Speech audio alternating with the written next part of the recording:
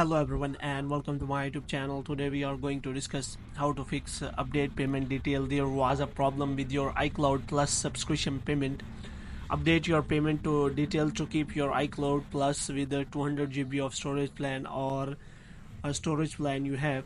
So if you find this kind of error in your update payment details, so how you can fix that? For this, what you have to do, you have to simply watch this video completely. So without wasting any time, let's start the video. So first of all, you have to simply close this page, and after closing this page, the first step you have to do is you have to simply go to your Wi-Fi or internet connection, and you have to check whether your internet connection is working properly or not. And after that, what you have to do, you have to simply turn on airplane mode for some seconds, and after that you have to turn it off again.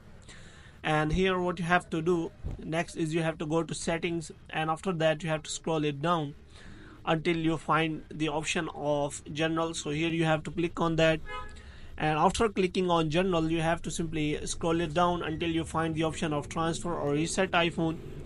So here what you have to do, you have to click on reset, and after clicking on reset you have to simply click on reset network setting, and here you have to simply reset all of your network setting.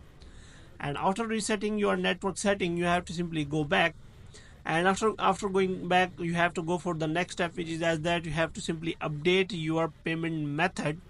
If you have provided any kind of payment method which is not working properly now, or you have to simply update your payment method, you have to check all the details of your payment method, or you have to simply change the payment method. For this, what you have to do, you have to simply click on name or Apple ID, and after that you have to click on media and purchases, and after that you have to click on view account.